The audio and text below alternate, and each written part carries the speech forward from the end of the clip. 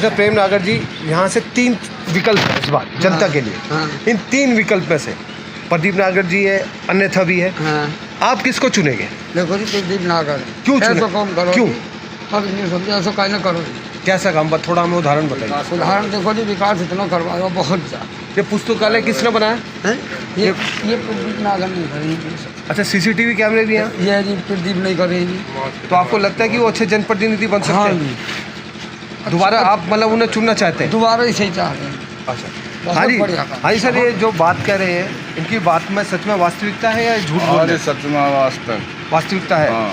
काम किया 5 साल? काम किया 5 साल और नौकरी भी लगवाई कंपनी के अंदर और विकास भी कराए, खंजा नाली पहले गवर्नमेंट गारह थी। तो हो सकता है कि आने वाले 5 साल में, अब जो 5 साल अगर जनता ने चुनती है तो और तरक्की होगी गाँव में? और ज़्यादा तरक्की होगी। अच्छा, नहीं तो गाँव खड्डे में चला जाएगा। अच्छा। देखिए एक युवा हमारे साथ है। युवा, अच्छा ये बताइए, युवा है, गाँव में कोई खेल मैदान है? नहीं, लेकिन तैयारी चल रही है उनकी बात। ये तैयारी जो चल रही है, कौन तैयारी कर रहा है इसकी? प्रदीप नागर जी कर रहे हैं। तो हो सकता है आपकी बार गांव में खेल मैदान हो, बिल्कुल भी। बाहर ना जाना पड़े। पहले तो बच्चे, शिक्षित बच्चे हैं वो, उनके लिए लाइब्रेरी भी बनाई बनाई गई है और भी 2-4 फैसिलिटी दी है। तो अब खेल मैदान भी हो सकता है अगर जनता।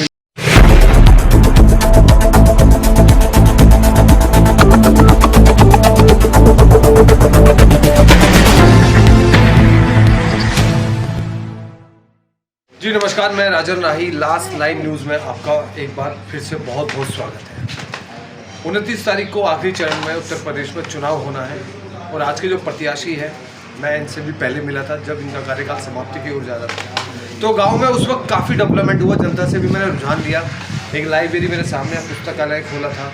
इस गाँव में कैमरे भी लगे हुए थे, सीसीटीवी कैमरे, वो भी मैंने दिखाए थे, प्रमाणित है। अब हम जानते हैं कि जो अब प्रत्याशी है प्रदीप नागर जी, एक बार फिर से चुनाव लड़ रहे हैं अपने गांव से। किन किन मुद्दों को लेकर वो काम करेंगे अगर जनता एक बार फिर से उनको चुनती है? तो आइए आज के खास मेहमान से आपकी मुलाकात करें। सर नमस्कार। प्रदीप जी, सबसे पहले आप अपना नाम और गांव का नाम बताइए। मैं प्रदीप नागर, उदरामपुर नंगला से ग्राम प्रधान। अच्छा, विकासखंड धौलाना, तहसील धौलाना, जनपद हापुड़। सर आप पहले 5 साल पहले प्रधान रहे जी जनता ने आपको चुना। जी। फ्लैशबैक में ही चलते हैं, उस 5 साल में गांव में कितना परिवर्तन हुआ? ये तो गांव वाले ही बताएंगे आपको। मैं जनता से भी रुझान ले लूँगा, लेकिन आप थोड़ा सा मुझे बताइए।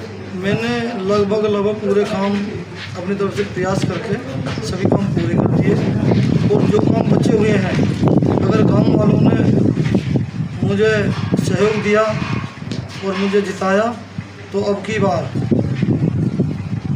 की बार तो मंडल में पहला गांव था हमारा, अब यूपी में पहला गांव उदरामपुर नंगला को आप चैनल के द्वारा देखेंगे। अच्छा सर, इस बार आपकी गांव की जनता क्यों चुनेगी आप?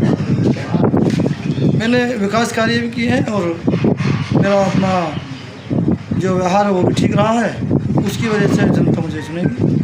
अच्छा, मतलब 5 साल जो डेवलपमेंट हुए गांव में, उसे देखकर जनता कहीं ना कहीं आपकी गांव की जनता आपको चुनेगी। अच्छा सर, अगर जनता आपको चुनती है, गांव की जनता आपको चुनती है, तो किन किन मुद्दों पे आप काम करेंगे?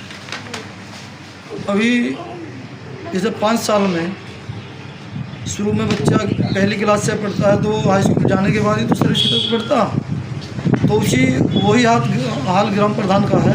5 साल में जो विकास कार्य हुए हैं, अभी तो वो RCC वगैरह ये किए हैं, जो आगे चमक के काम हैं। भाई अगर मकान बनाओगे तो फुलवाड़ी बाद में लगेगी जी, रोड बनाओगे तो डिवाइडर बाद में बनेगा। तो डिवाइडर जैसे काम जो है, जो चमक के काम हैं, वो इन 5 सालों में करके और यूपी में पहला काम बनाना चाहता हूँ मैं अपने गाँव में। अच्छा, आप सबसे ज़्यादा प्राथमिकता किसको देंगे? सफाई को, चिकित्सा को, या स्वास्थ्य, किसका? सबसे पहले सफाई के लिए, क्योंकि हालात आप देख रहे हैं हमारे देश में, सफाई को आप प्राथमिकता ज़्यादा। जी। अच्छा सर, इसके अलावा आपने कोई रूपरेखा बनाई हुई? जैसे कि मैंने देखा कि ज्ञान ज्योति पुस्तकालय आपने बनाया, इसके अलावा और कुछ भी सोचा हुआ है? लाइब्रेरी को आप और बढ़ावा देना चाहते हैं? ये मॉडिफाई करानी में। मॉडिफाई। अच्छा, मेरी पिछले टाइम जब आपसे बात हुई थी तो आपने कहा था कि खेल का मैदान भी हो सकता है गांव में हो। जी। तो उसके लिए भी कोई रूपरेखा बनाई? हाँ, उसका मैं अभी मैं प्रयासरत हूँ उसमें, खेल के मैदान के लिए। जी। और आपने कहा था कि पेंशन को लेके जो लोग नाराज़ है उनकी भी नाराज़गी दूर की जाएगी। उनकी मैं लगभग दूर कर दी। और राशन कटौती को लेके भी आपने काम किया? जी। अच्छा सर, मैं एक अटपटा सा सवाल आपसे और पूछना चाह रहा हूँ कि अगर जनता आपको नहीं चुन पाती, देखिए था तो हार और पहलू दोनों लगे, अगर नहीं चुनती, लेकिन क्या ये जो जन कल्याण है आपके, जो जन सेवा आप करते रहते हैं समय समय पर अपने गाँव वासियों के लिए, ये जारी रहेगा? ये जारी रहेगा। जारी इसलिए रहेगा कि आपका यूपी में क्या हिंदुस्तान में जो है, जो वोटिंग चुनाव ग्राम पंचायत के होते हैं वो शायद 8वीं या 9वीं बार है, और गांव वालों ने इतना सम्मान दिया मेरे परिवार को और मुझको कि 6 बार इस गांव में प्रधान को चुना जी। तो ये तो हम कार्यरत रहेंगे इस बीच में। ये मतलब जीवन भर आपके कार्य जी जी जारी। ये इस सम्मान को मैं गांव वालों को कभी नहीं भूल पाऊँगा, चुनाव हार या जीत। अच्छा सर, लास्ट लाइव न्यूज़ के माध्यम से, क्योंकि 29 तारीख को चुनाव होना है, क्या अपने गाँव वासियों से कुछ अपील या संदेश देना चाहिए?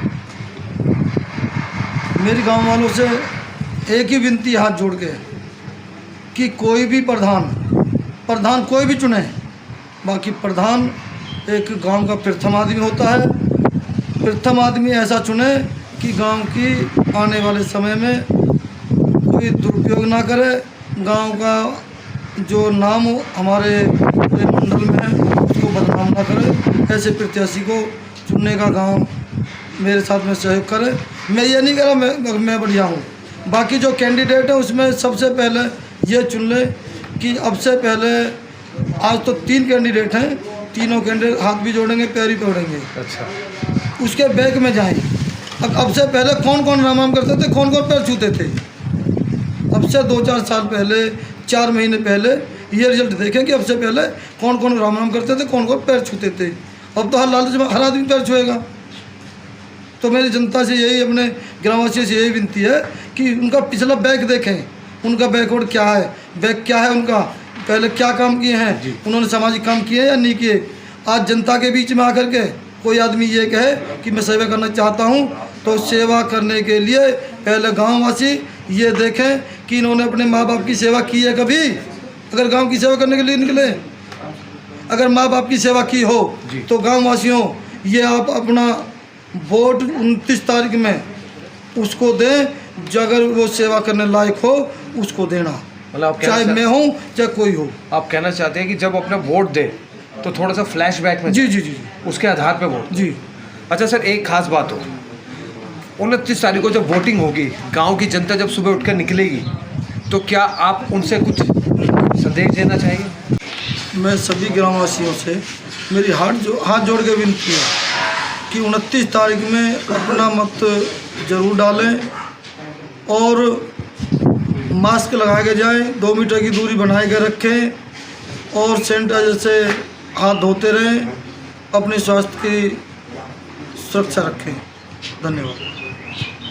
भावी उम्मीदवार प्रदीप नागर जी की मुझे एक बात बहुत अच्छी लगी। मैंने कहा सर 29 तारीख को जनता से कुछ आप अपील करना चाहिए, तो उन्होंने कहा कि आप अपने वोट का सही उपयोग करें, दुरुपयोग ना करें, किसी को भी चुने पर वोट जरूर दें और मास्क लगा के जाए, सैनिटाइजर साथ में लेके जाए। जैसे उन्होंने कहा कि मेरे पोलिंग बूथ पे, प्रदीप नागर जी का कहना है कि इनके पोलिंग बूथ पर सैनिटाइजर का भी पूरा इस्तेमाल होगा, सोशल डिस्टेंसिंग का भी पूरा फॉलो किया जाएगा, मास्क लगा के जाएंगे, क्योंकि ये जिम्मेदारी प्रदीप जी की बनती है। और प्रदीप जी ने ये बात इसलिए कही, ये कोई वोट बैंक की राजनीति नहीं है, ये है आपके स्वास्थ्य की राजनीति। इसमें आपके स्वास्थ्य का फायदा है, क्योंकि आप देख रहे हैं कि परिस्थिति कैसी हो रही है।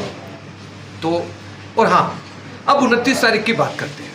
अब ये जनता जनार्दन का फैसला कि जनता किसे चुनती है। एक ऐसा पढ़ा लिखा जनप्रतिनिधि जिससे 5 साल में एक पुस्तकालय बनवाया हो, CCTV लगाया हो और सफाई करवाई हो, गाँव में जितना डेवलपमेंट हो सका था किया और आगे और एजेंडे लेके चल रहे हैं। अब जनता किसे चुनती है, जनता के ऊपर छोड़ते हैं, प्रदीप नागर जी को या किसी और को, जनता का फैसला 2 मई को पता चलेगा। लेकिन जाते जाते लास्ट लाइन के माध्यम से सिर्फ एक ही बात कहूँगा, वोट जरूर दीजिए। इसको शराब में या 500-1000 रुपये में बेचे ना। सही जनप्रतिनिधि 5 साल में बहुत डेवलपमेंट कर सकता है, लेकिन आप अपने वोट का सही उपयोग करें तो। इसी के साथ लूँगा इजाज़त मैं, Rajan Rahi, last line news, cameraman Munna भाई के साथ।